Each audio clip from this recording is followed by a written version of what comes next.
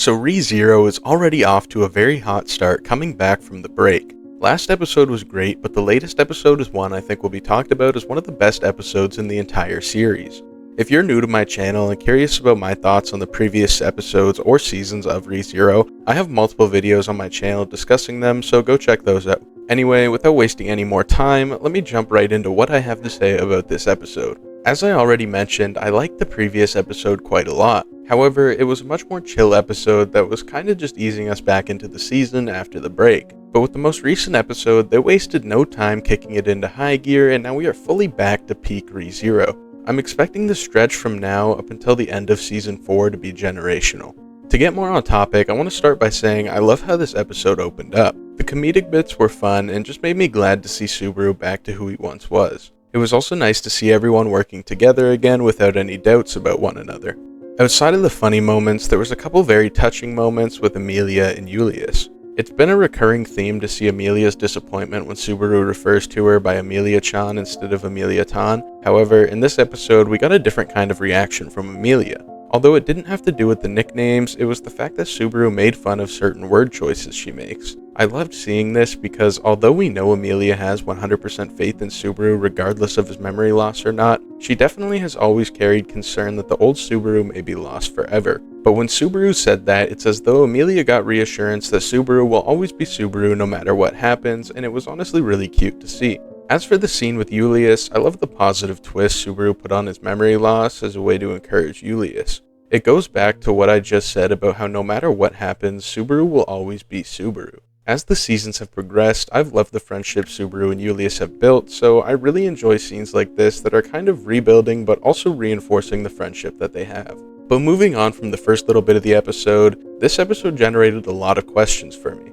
The first of many being, why was it that when Subaru went to read Reed's book, he entered the corridor of memories instead of seeing Reed's past? I mean, it makes sense that the books would be connected to this corridor place due to what Rui said about it, but I just wonder what the trigger is for Subaru to enter that space as opposed to seeing just the memories within the book. I also think this episode confirmed that back in episode 7 or 8 when Subaru loses his memories, it was due to him entering and trying to find Reed's weakness through his book. If I recall correctly, they didn't tell us why Subaru ran up to the archive, so we don't know what the idea he got in that moment was, but it would make a lot of sense if he got the idea to check Reed's book for a way to beat him. Also, at the end of this newest episode, we got to see what I'm assuming is the first time Subaru and Rui met, which is what caused him to lose his memories. And in this scene, we see Rui take a blue ball out of her mouth, presumably Rem's memories, and throw it away saying, "We don't need these memories anymore." So now what I'm wondering is the reason Rui couldn't see Rem when she spoke to Subaru because she threw away her memories in the previous meeting? And building off of that, does this mean time or death has no effect within the corridor of memories? Considering all of this, I can't help but think of the realm where Subaru met Echidna back in Season 2. I feel like the corridor of memories has to be something similar to that. And going off the assumption that the corridor of memories is similar to the realm that Echidna is in, would that mean that the Rem we saw was a construction from memories and not the real Rem? Because in the trials back in Season 2 when Subaru got to see his parents again, it wasn't like they actually met him, but just something Echidna crafted based on Subaru's memories. In my eyes, I feel like they have to be linked to some degree. Also, it was really tough watching Rui manipulate Subaru into doubting his past self. The new Subaru has obviously grown connected to his current life, so obviously it would be scary to throw all that away. I'm also curious if Rui was telling the truth in that scene. When Subaru gets his memories back, will he really forget the stuff in between the time of him losing them and regaining them? I mentioned in a previous video that it would be so heartbreaking for this to be the case because everything from the failed loops would be entirely lost from anyone's memory.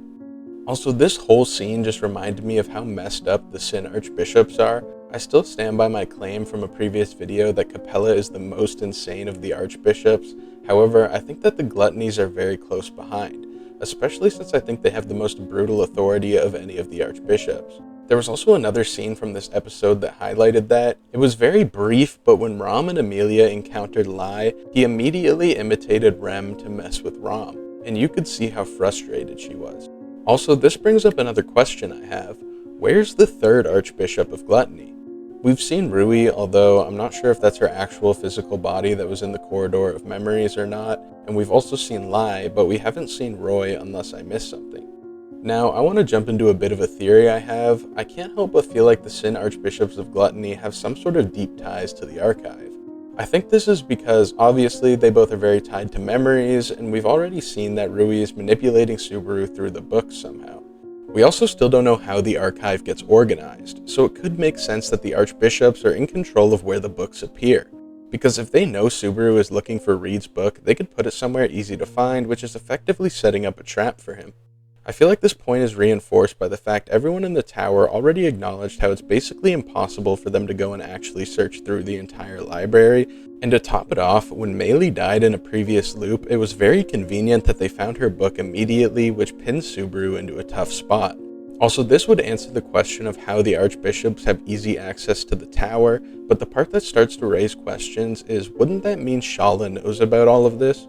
We know Shaula isn't exactly an enemy, but I don't feel like we can say she's entirely friendly either. There's so much uncertainty surrounding her. One other thing I want to touch on is about the stuff that happened in episodes 9 and 11. In both these episodes, the tower is a complete mess. Everyone is dead in episode 9, and in episode 11, the tower is flooded with mobbies. During the latest episode, we finally get to see why it ended up that way, but we still don't know exactly how it happened.